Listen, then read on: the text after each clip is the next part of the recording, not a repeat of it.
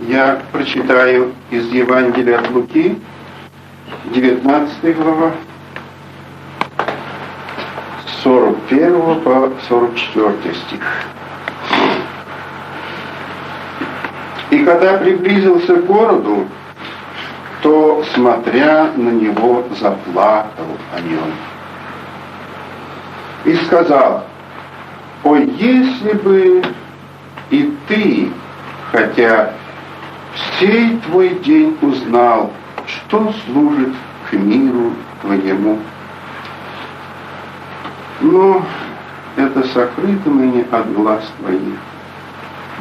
Ибо придут на тебя дни, когда враги твои обложат тебя окопами и окружат тебя, и стеснят тебя повсюду, и разорят тебя, и побьют детей твоих в тебе, и не оставят в тебе камня на камне за то, что ты не узнал день посещения твоего».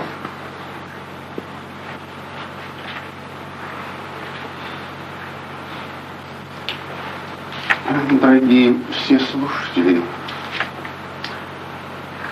в нашей жизни, в жизни каждого человека, верующий ты или неверующий,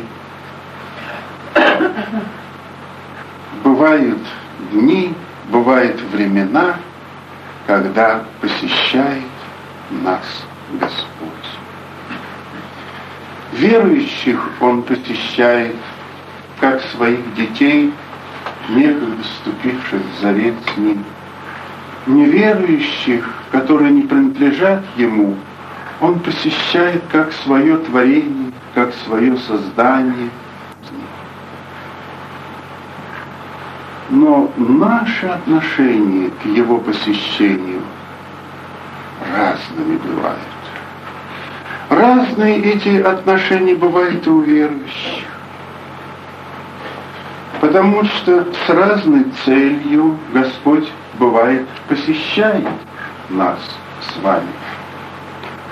Домы наши, сердца наши, общины наши, церкви наши посещает Господь. Одних Он посещает, Господь, для того, чтобы утешить, еще больше принести дорогой свой мир, свой покой. Так, как, например, вот Он посещал своих дорогих друзей, дом Закхея. Там была, то есть не дом Закхея, а дом Лазаря. Там это были любимые друзья Его. И там Марфа и Мария, они приняли Его. Это дом друзей. Зачем Он туда пришел? Он пришел туда как к друзьям. Как к друзьям. И сколько Он дорогого аромата принес туда, не написано в Евангелии. О чем говорил Господь Иисус Христос, когда Он пришел в дом друзей своих? Но написано о том, что Марфа как прилипла, то есть Мария как прилипла у ног Его и не хотела оторваться. Так сладка была речь Господа нашего Иисуса Христа. Марфа очень любила Господа, но она увлеклась внешним угождением своему Господу. Угодить Ему. Вот таскала все до стола, все угощение. И устала, и сама таскает, а у самой зависть в сердце. Ты смотри, я бегаю, с ног свалиться готова. А она сидит, вон, смотри, и ничего, и пальцем не хочет повернуть. У нее зависть к своей родной сестре. А за что завидует? Разве ее Мария оскорбила чем-нибудь? Что она худого сделала? Она просто так увлеклась речью своего дорогого друга души Спасителя, что и не хотела от ног уходить. А у Марфы вот это вот тоже любящая, это тоже самый друг его. А у Марфы зависть появилась. И она не решила поругаться с Марией. Она бы могла, может быть, без Христа она и не раз это делала. Но тут Господь Иисус Христос.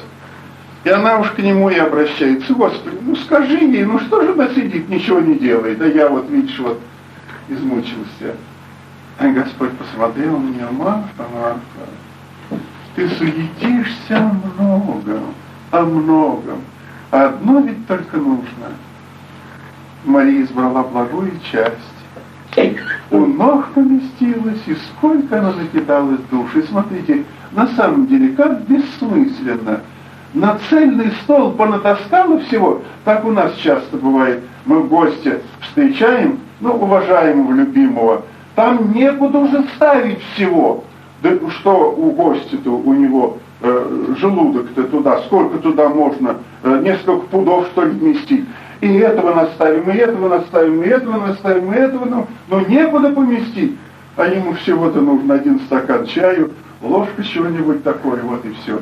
Он пришел для того, чтобы здесь, поделиться чем-то дорогим, любовью обменяться.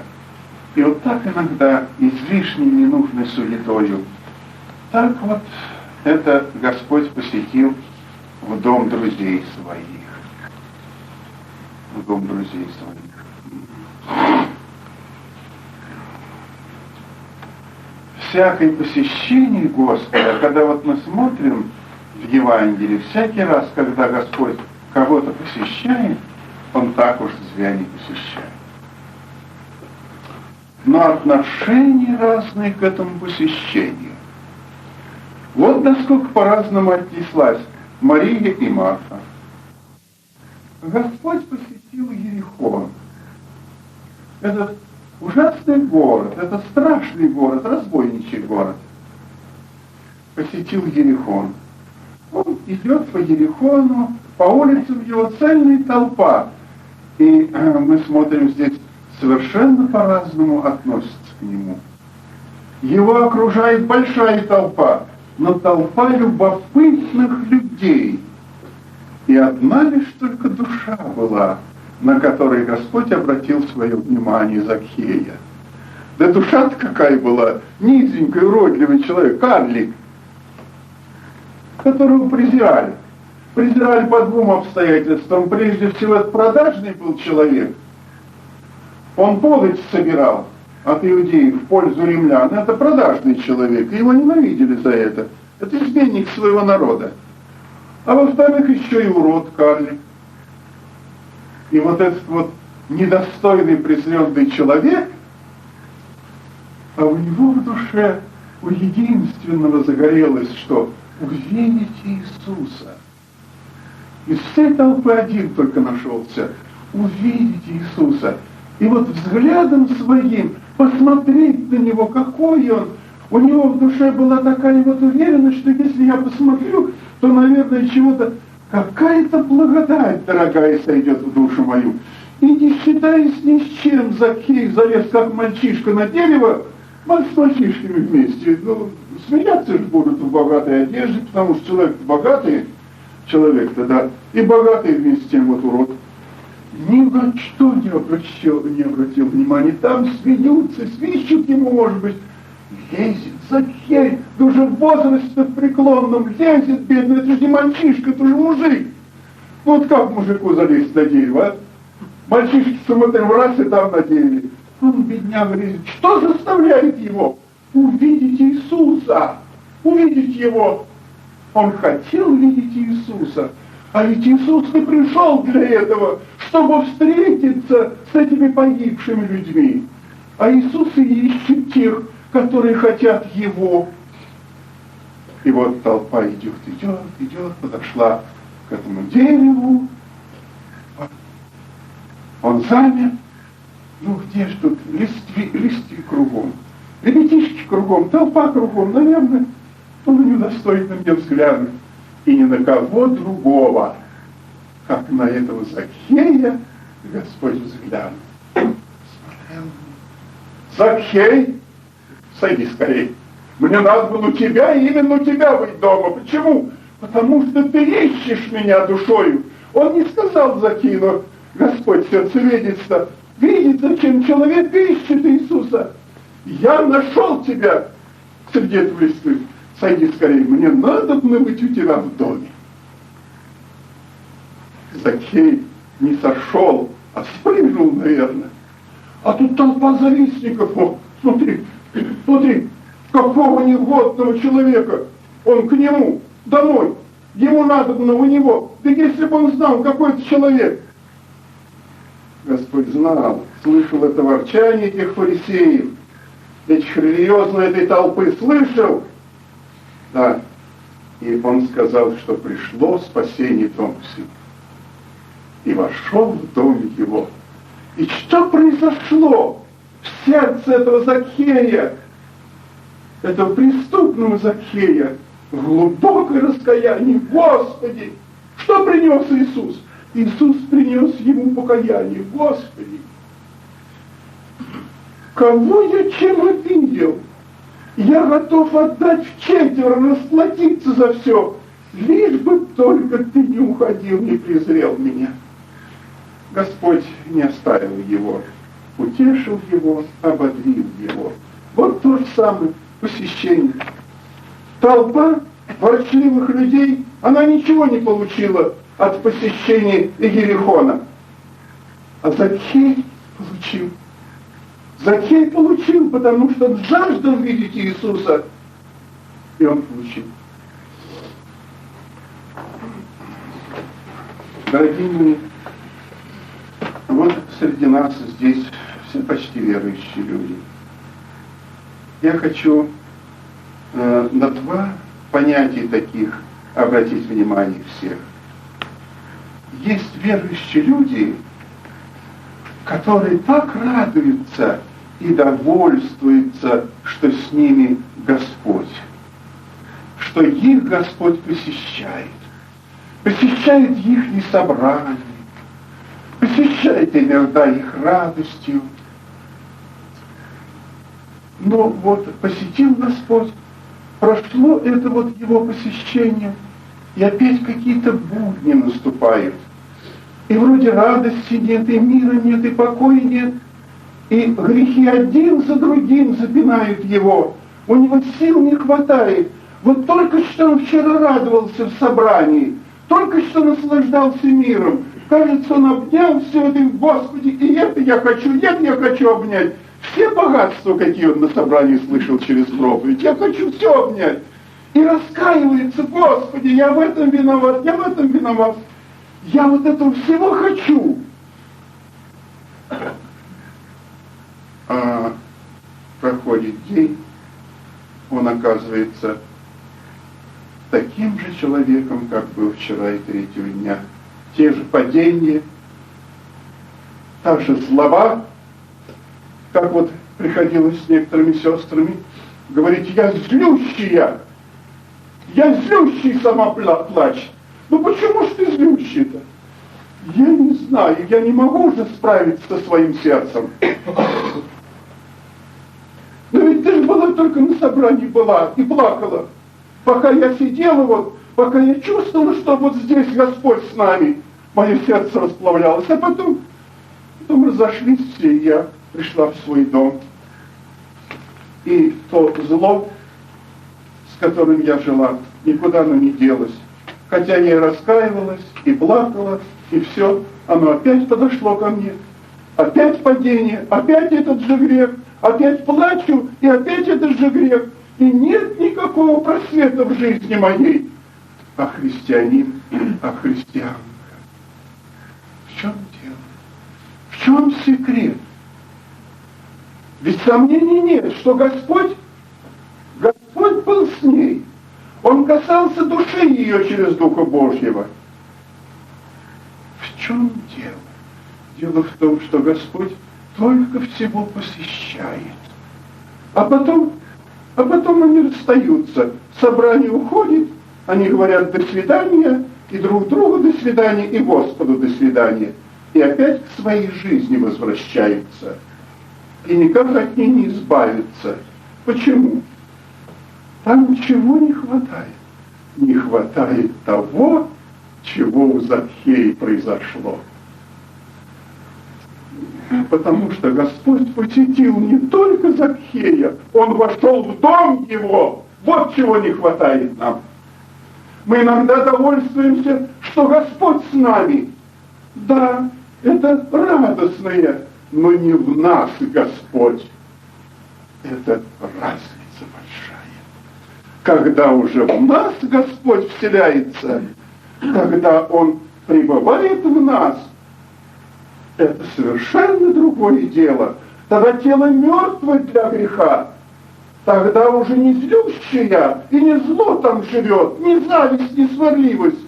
А там уже мир Божий, как мы слышали, царствует. Не хватает такому верующему человеку, чтобы Христос в его душу вошел, в его сердце вошел, в его жизнь вошел, в его дом вошел. Вот этого не хватает. Жить с Богом – это одно, а жить в Боге – это другое. Жить с Богом – это вот Божья жизнь. Вот Господь Иисус Христос рядом со своей великой Божьей жизнью. А вот я, чуждый этой жизни. Вот ученики еще до Дня Пятидесятницы, они же рядом все время были с Господом Иисусом Христом. А вы посмотрите, как много они не понимали Его. Как много они не понимали. Рядом с Ним ведь Иуда был. Рядом с Ним из одной чаши брали все. Рядом, с Богом рядом. И вот они так и были такими маловерными, такими же вот порывистыми, как Петр. Увидел, пошел, я пойду к тебе, пошел. Потом тонул, встал.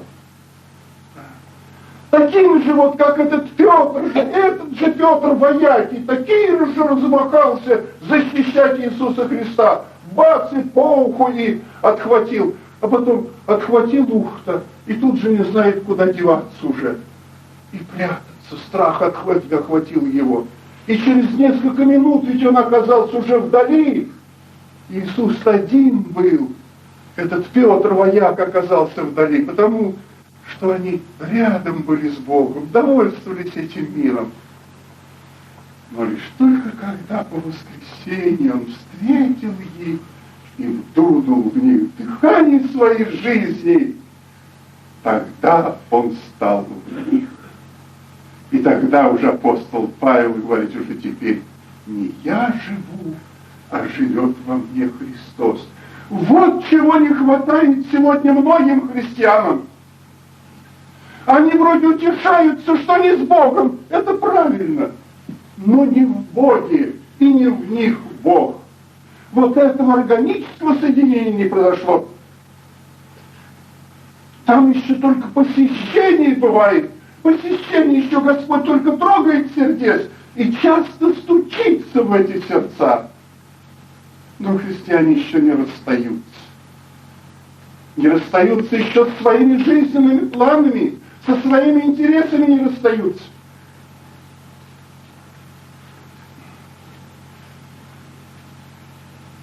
Да, а Господь часто посещает нас.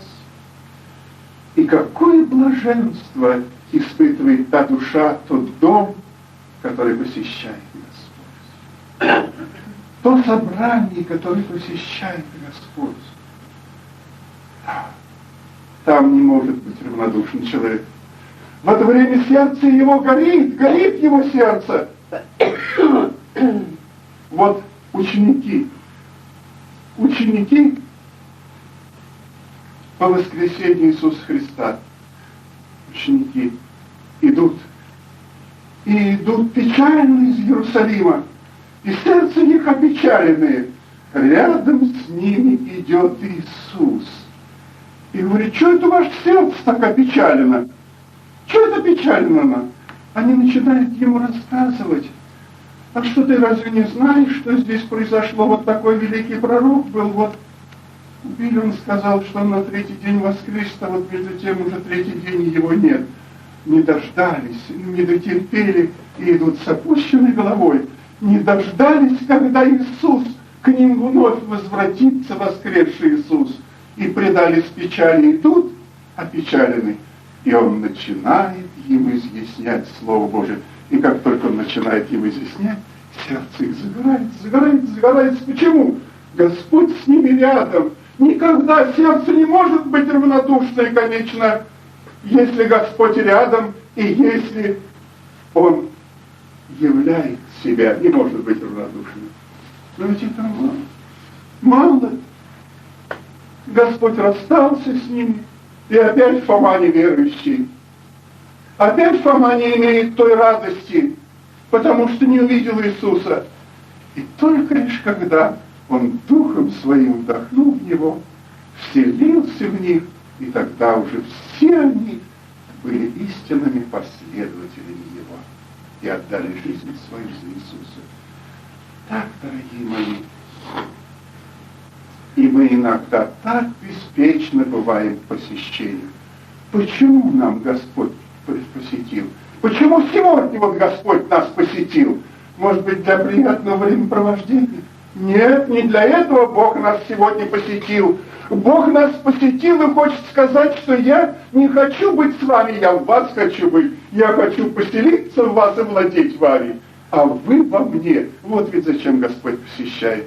А мы иногда не узнаем день посещения. Мы иногда довольствуемся красивым пением, хорошими проповедями, но мы не понимаем, что хочет от нас Господь. Господь хочет не просто посетить нас, хочет вселиться в нас своей Божьей жизнью и жить и руководить нами. Вот мы смотрим один из случаев, когда Господь посетил дом свой. Когда Господь посетил дом свой. Это мы в 46 стихе, здесь же написано, в 45-м и 46-м, «Вошел в храм, начал выгонять продающих в нем и покупающих, говоря им, написано, дом мой есть дом молитвы, а вы сделали его вертепом разбойников».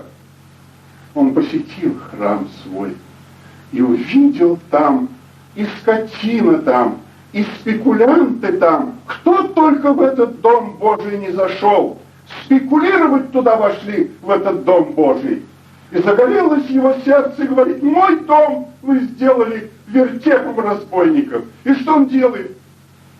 Он берет бич и выгоняет всех оттуда, очищает этот дом, очищает от всех спекулянтов. Да. Часто Господь посещает нас с бичом, с обличениями, для того, чтобы выгнать спекулянтов в нашем доме, в нашей семье, в нашей общине, в нашем сердце. Негодных жильцов выгнать, а мы не узнаем день посещения. Не узнаем день посещения. И что случается с нами, когда мы не узнаем день посещения, и когда не впускаем полностью Господа нашего Иисуса Христа, происходит то, что произошло с храмом Господним. Было последнее время, последний взгляд на этот храм Соломона, и последний приговор ему. Этот же учитель, который несколько времени говорил, храм мой сделали вертепом разбойников, здесь он говорит, все оставляется ваш дом пуст. Долго терпел, долго посещал, выгонял спекулянтов, но спекулянты опять туда залезали, опять оскверняли его. И он оставляет этот дом. Таково бывает и наше с вами положение. Господь не раз посещает нас с вами, не раз для того, чтобы обличить нас, обличить церковь, обличить сердце христианина, обличить общину. Посмотрите, что в ней? Любовь, братолюбие царствует, или же там вертеп разбойников?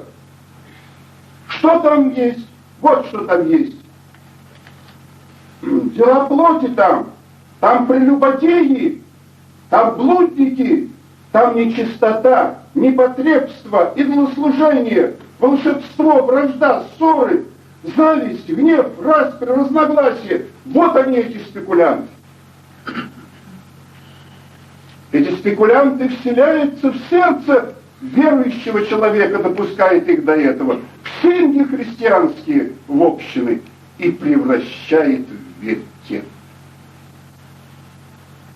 И когда эти души не раскаиваются, когда эти души не решаются принять Иисуса Христа, и чтобы вселился Он туда, Господь оставляет этот дом. И туда бесы поселяются, и они становятся бесноватыми, эти люди. И это ужасное положение.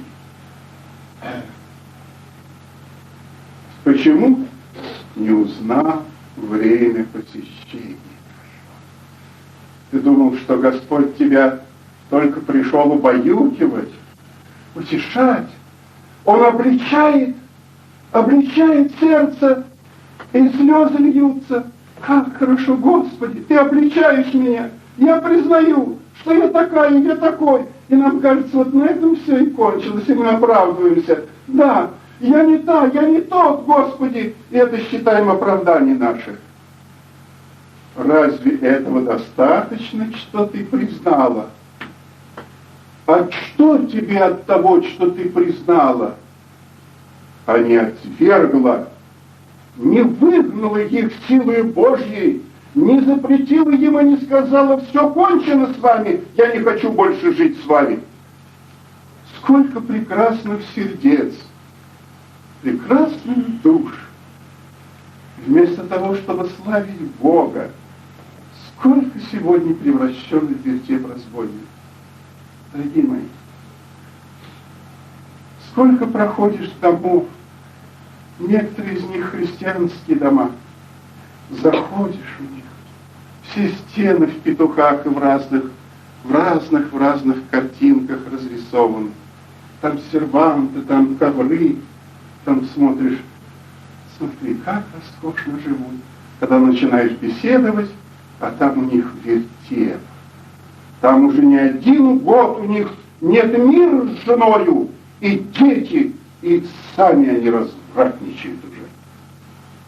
Вот этот дом прекрасный дом, и снаружи, изнутри, но превращен в вертеп, потому что не Господь там вселился и живет, а там живут разбойники.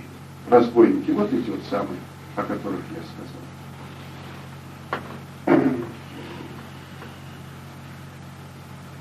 Часто смотришь на христианскую среду.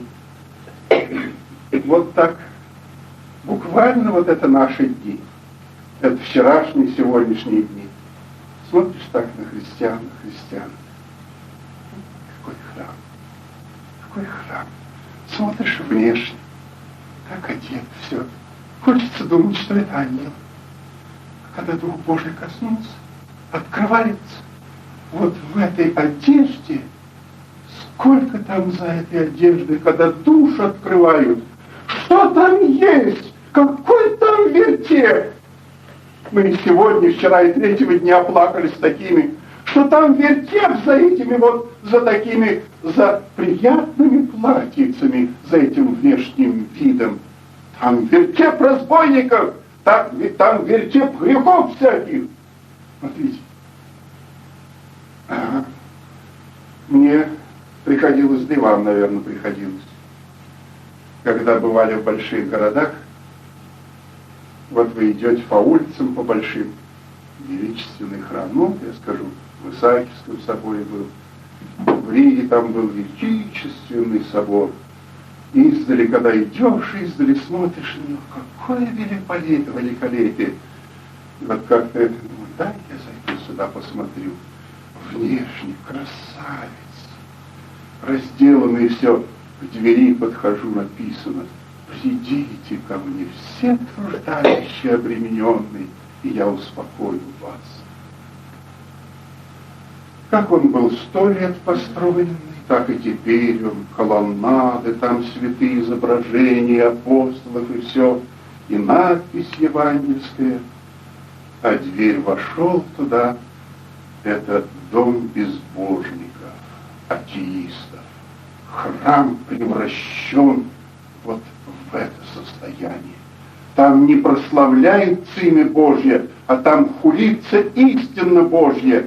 И как душа болит! А ведь когда-то в этот храм стекались тысячи людей, тысячи душ людей и поклонялись Богу по-своему, как они были научены. Сегодня он опустошен. Сегодня только вид его остался. Идут экскурсии, но смотреть его как музей. Сколько сегодня сердец, превращенных в музей, извне они кажутся христианскими. Сколько домов сегодня кажутся христианскими домами, они превращены в музей. Сколько общин есть сегодня, там поются гимны, музыка красивая, а она превращена в музей. Почему? Потому что только временами посещает Господь, но не живет, не вселяется туда. В этом большая разница. Дорогие мои, вот из-за того, что Иерусалим не узнал день посещения Господа, он был весь разрушен, и не осталось камня на камне. Каким образом происходит это? Не узнал время посещения и не впустил. Иисус прошел мимо, не впустил. Он говорит: я стою и стучу, и кто отворит дверь, я войду к нему. Ведь что такое Иисус, когда входит в сердце твое? Он ведь вносит свою любовь, не спекулятивную, которая основана на выгоде, на красоте, на внешности, а свою вечную любовь, от которой горит сердце, что у молодого, что у старого. И он ведь принесет тебе именно эту любовь, этот мир. Он принесет туда радость свою, незакатную радость. И он, как у многих, долго еще стучит: пусти меня. А еще люди торгуются. Нет, я еще хочу своей радостью пожить, своими довольствиями. Я не доверяюсь, я не думаю, что ты внесешь мне такую радость. Да откуда она, эта радость? У тебя там, ну что там вот у вас, пение гимнов, ну что там это все, вот в платочках там покрыты, вот радости где, вот туда посмотри, там все сияет и блестит. А сколько изуродованных душ от той радости уходит, измученных, и сегодня валяется на обочинах жизненной дороги, выкинутых из жизни. Вот к чему эта радость приводит. А те, которые впускают сердце, и в сердце которых вселяется Иисус, Он приносит свой действительный мир, жизнь свою приносит. Каким образом Господь посещает? Господь посещает. Ты не узнал время посещения моего. Каким образом Господь посещает нас и стучит в наши сердца? Господь иногда через зов души, вот наедине, а может быть в сутолке где-то, кипучей, и вот душа жаждет чего-то чистого, доброго, святого. Ей уже присытилось все это. Ей хочется доброго, святого. Она насмотрелась на эту радость, на эту прелесть погибшего мира. Она уже обожглась не раз, эта душа. И душа затребовала чего-то дорогого, вечного. Через зов души посещает нас Господь. Душа зовет Господа. Так же, как у Закхея, увидите Иисуса. Через Слово Божие Господь посещает, когда мы слышим проповедь, когда мы слышим беседу, Господь посещает наши сердца, где Слово Господне проповедуется и стучит в наши сердца. Впусти, впусти, впусти. Еще Он посещает через беседы. Христианские беседы, вот мы с вами их испытали, эти дни беседы. Сколько душ сегодня за эти дни впустило Иисуса, и Господь принес туда и мир, и радость, и еще чего, здоровье даже принес туда. Безнадежным людям здоровье принес. И мы слышали, как они благодарили Господа. Это через беседы, через общение, дорогой. Вот так Господь часто посещает нас. Еще Господь посещает нас через скорби, через глубокие скорби. Мы равнодушны, мы заняты своими делами, нам не до голоса Божьего, у нас свои планы, расчеты, и вот Господь останавливает нас. Нам некогда подумать о своей душе, мы только думаем о желудке своем, как одеться и как покушать и так далее. Бог останавливает нас, посещает болезнью, и который может восстановить ее. Эта душа обращается, открывает сердце свое: Господи, моя жизнь уже никому не нужна теперь. А Ты, если войдешь, Ты можешь ее восстановить. Да, Иисус войдет в твою жизнь, Он тебя избавит от грехов, от спекулянтов этих, от ссор, от зависти, от распри, от всего. И излечит даже недуги твои, болезни твои, те, которые люди приговорили их совершенно безвыходными, неизлечимыми. Часто Господь посещает через своих посланцев, через служителей, в лице человека, и они призывают проповедовать Слово Божье, или они заходят, обличают и указывают на тот или иной грех. Так часто посещает Господь наши дома, наши семьи, наши сердца, наши церкви. Посещает через откровение, через сновидение, через всякие явления посещает. Но как часто бывает, что человек не узнал день посещения и остался к этому равнодушен. Каков результат таких вот бесплодных посещений, когда мы небрежны к посещению Господа нашего Иисуса Христа, когда не обращаем внимания на Его стук? Какой результат этого? Первый, вот мы здесь прочитали с вами, это заплакал Христос. Плачет Христос о этой душе, которую Он образовал, за которой Он умер, кровь свою пролил. Вместо радоваться, вместо того, чтобы с довольством смотреть на подвиг души, что эта душа кровью очищена Его и сегодня примирена с Ним, Он плачет над этой душой, как плакал над Иерусалимом, потому что не узнал день посещения. Он плачет в лице родителей, которые часто уговаривают голосом Божьим дочь свою, сына своего. Господь посещает через это предупреждение: доченька моя, сынок мой, я тебе говорю, Слово Божье Он посещает. Потом она смотрит: мать плачет уже.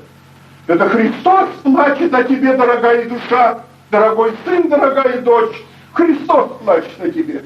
В лице матери твоей, в лице отца твоего, в лице друзей твоих, которые плачут о тебе, в лице церкви, потому что ты не узнал день посещения. Каков дальше результат? Отвергла, не приняла, не принял. Хочет еще жить сам своей жизнью, потом обложит враги, окружит его. Я не хочу представить какие-то враги там с камнями, с палками, с ножами, с пистолетами. Нет, я не об этом говорю. эти враги, они не охотятся за душою, они за телом охотятся. А какие враги, которые окружают нашу душу? Разбойники, которые извращают ее, разврат, блуд, нечистота, мерзости, пьянство и так далее. Вот эти враги окружают эту душу, которая не приняла Господа Иисуса Христа. Они окружают эти враги, окружают, облагают эту душу, деваться ей некуда, вырваться не может из этого окружения. Пьяниц, развратных подруг, развратных друзей пьяниц не может вырваться. Почему? Не узнала день посещения Господа, отвергла, когда Господь посещал. А теперь окружили враги, и вырваться не может из этого вражьего круга. И результат — разорят и побьют детей твоих, не оставят тебе камни на камне. Детей твоих, то, что в тебе зародилось доброе, совесть твою разорят ее, стыд твой разорят его. Все добрые замыслы, которые в тебе в зачатке еще, разорят эти враги. И из человека получается развалина.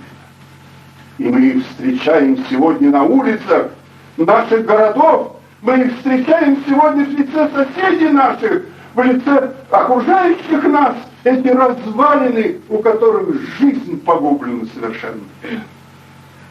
И лишь только потому, что они не узнали день посещения. Они посчитали, что это для удовольствия, это для кого-то, для стариков это говорится, а не для ее, для молодую, которая только жизнь цветущая. Сегодня он и здесь среди нас стучит. Сегодня он плачет о некоторых из нас, которые не впустили полностью, у которых не Господь является хозяином, не Господь, а сам является хозяином, сам распоряжается своей судьбой, сама распоряжается своей судьбой и выбирает то или другое, несмотря на слезы ближних, родителей и друзей. Сегодня он стучит и плачет. Впусти его! Впусти сегодня его! Впусти сегодня! Или же придет время, когда окружат тебя эти злодеи, и ты очнешься только никому не нужный, выброшенный.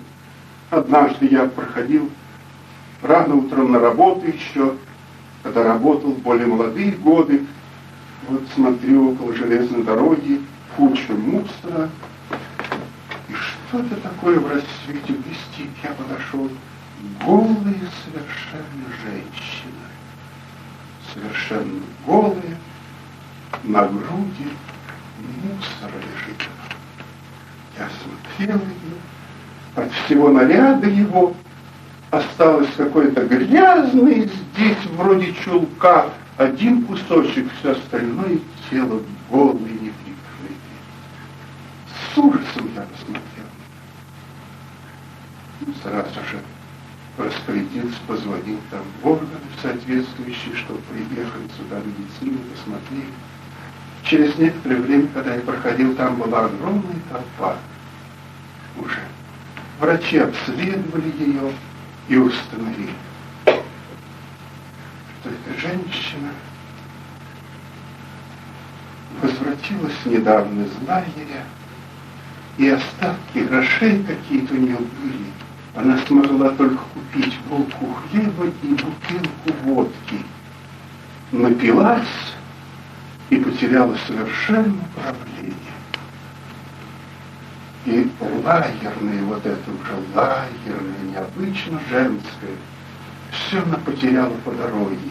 И здесь, на этой мусорной куче, умерла.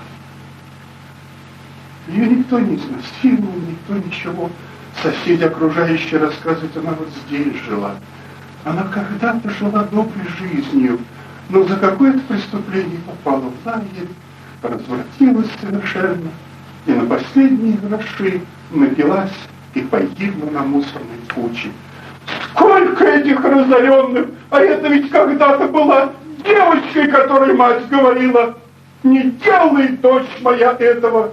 Она не послушала голоса Божьего и оказалась на мусорной куче, закончила свою жизнь, лишенная от всего.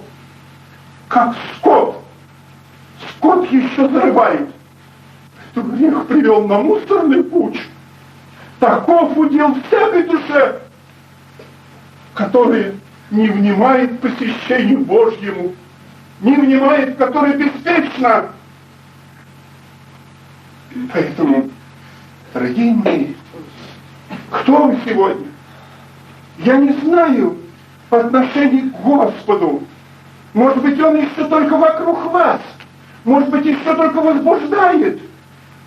Если верой не вселился Христос в сердца ваши, не будьте спокойны.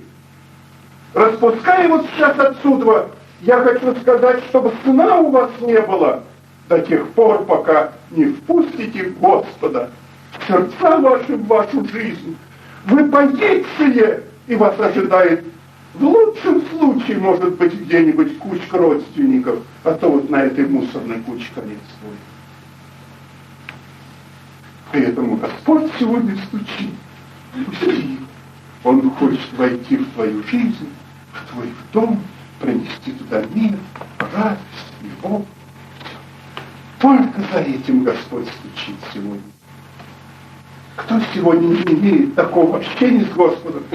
У кого еще Господь только стучит, только Ему предупреждает, но жизнь Его еще не поглощена жизнью Божией. Кто сегодня не может сказать еще: уж теперь не я живу, а живет во мне Господь? Кто этого не может сказать? Не успокойтесь, мы сейчас будем молиться и простите Его, чтобы Он не стучал. Откройте Ему дверь широкой и скажи: Спаситель мой, войди, выгони этих мерзких спекулянтов и вселись, и живи своей Божьей жизнью по спасению моему. Аминь. Аминь.